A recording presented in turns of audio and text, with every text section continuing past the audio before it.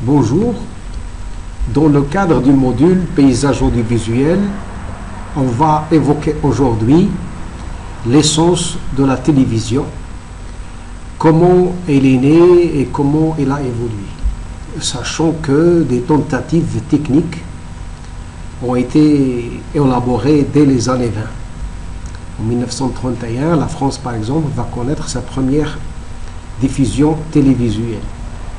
Et bien plus tard, d'autres pays vont émettre à leur tour des chaînes de télévision sur leur territoire.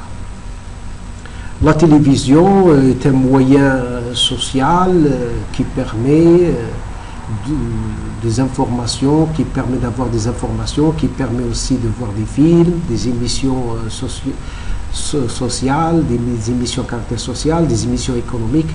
Donc la télévision a fini par conquérir un petit peu tous les ménages. Et bien sûr, au début, la télévision, ça existe peut-être encore, la télévision était cathodique, c'est-à-dire qu'elle avait un procédé technique et volumineux comme vous êtes en train de voir actuellement. Et on va retrouver différentes dimensions de postes de télévision qui ont fini par devenir une sorte de meuble dans les maisons. Et voilà, quand on dit radio-télévision, à certains moments, circulaient aussi des postes radio-télévision avec des petits écrans. Et la télévision, elle a évolué vers le plasma. Le plasma, c'est au lieu d'avoir un poste volumineux, c'est devenu assez mince et ça n'occupe plus beaucoup d'espace. Jusqu'à devenir, avoir même un écran panoramique, c'est-à-dire on essayait de reproduire un petit peu d'anciennes techniques cinématographiques, sachant que dans les années 20 est né l'écran panoramique, c'est un écran courbé, et maintenant bien sûr on assiste aussi à des écrans courbés. La télévision se rapproche du cinéma. Et bien sûr, la télévision, le poste télévision occupe une place importante dans un coin du salon.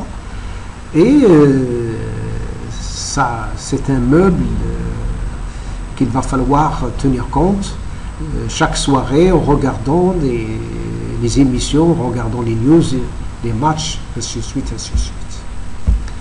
Et la télévision a fini par devenir un véritable cadre social. Donc c'est l'objet de discussion, ça permet de la concentration individuelle, ça permet aussi de grouper les familles et ça permet aussi de s'instruire. C'est un moyen dont il faut véritablement tirer profit. Et la télévision, bien sûr, repose sur une technologie assez développée. Donc pour capter une chaîne de télévision, il faut des émetteurs, il faut des récepteurs placés un peu partout, souvent très éloignés de la ville, mais à des hauteurs assez importantes, de telle sorte à avoir le minimum d'obstacles. Et les émetteurs, bien sûr, ce n'est pas du jour au lendemain qu'on va finir par les installer sur un territoire, ça demande parfois plus de temps parce que c'est du matériel coûteux. Et bien sûr, pour pouvoir capter une chaîne de télévision, il faut une antenne. Il existe plusieurs types d'antennes. Voilà une antenne qui capte ce qu'on appelle la transmission terrestre, TNT, mais il y a aussi la télévision qui est émise par satellite et on est obligé d'avoir une sorte de parabole. Pour pouvoir capter les deux, on a besoin d'une antenne et d'une parabole. De telle sorte on est tranquille et bien sûr il y a différentes variétés au niveau des antennes, comme il existe aussi différentes variétés au niveau des paraboles. Des paraboles, on est passé à l'internet. Maintenant, si vous avez un routeur, si vous avez une installation internet, vous pouvez capter des chaînes de télévision où le signal se transmet par internet. Et il se trouve aussi que le Maroc suit régulièrement cette technologie. Il est doté, les ménages sont dotés d'Internet, le développement est beaucoup plus important, la captation est meilleure quand il s'agit de fibres optiques.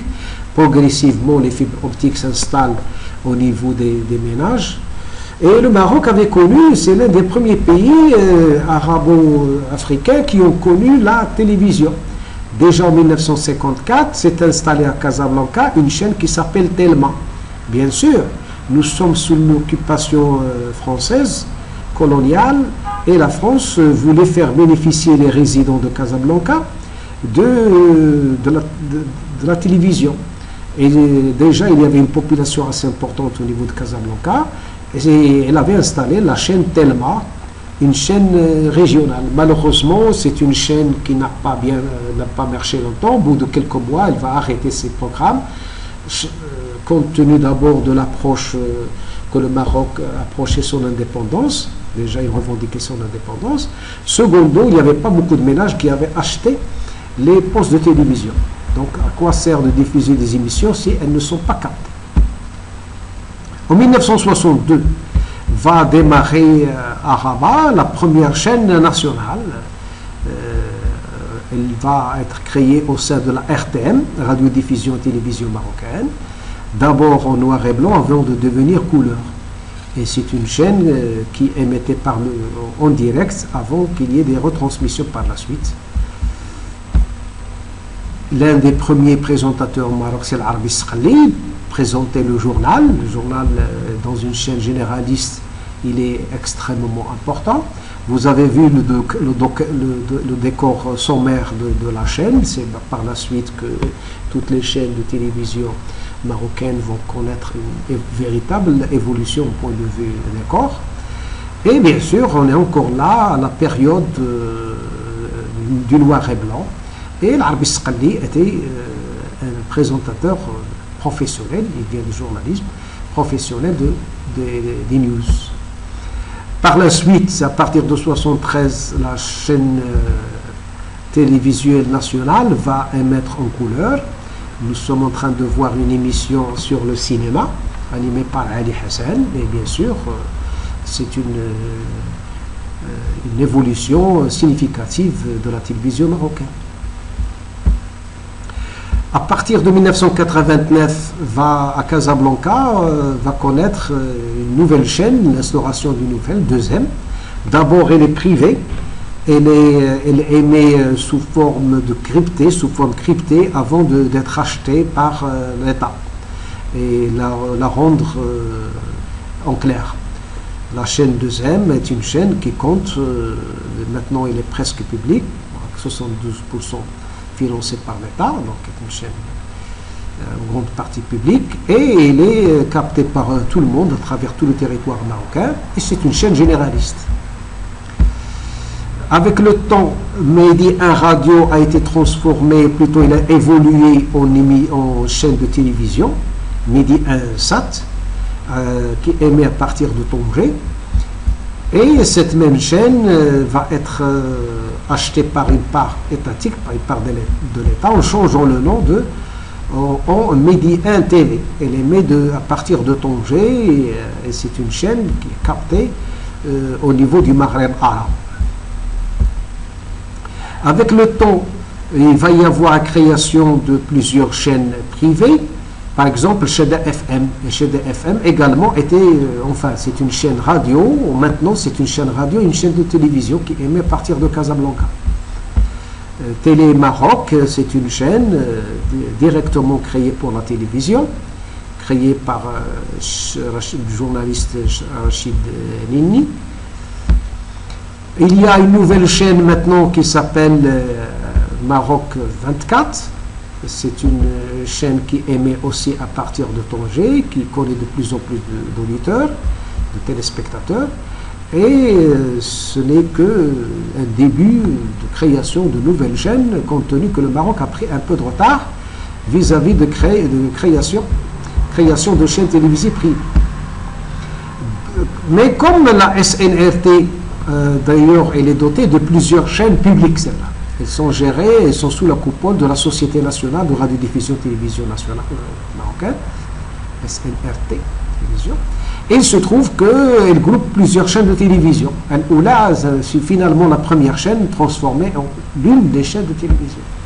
Comme par la suite, il va y avoir même des chaînes spécialisées comme Aflam, spécialisées dans la diffusion des téléfilms, des films de cinéma, des émissions sur le cinéma. Donc, c'est une chaîne spéciale cinéma. Et voilà, je pense que vous avez maintenant une idée sur la télévision dans le monde et au Maroc. En attendant une prochaine leçon, à très bientôt et merci.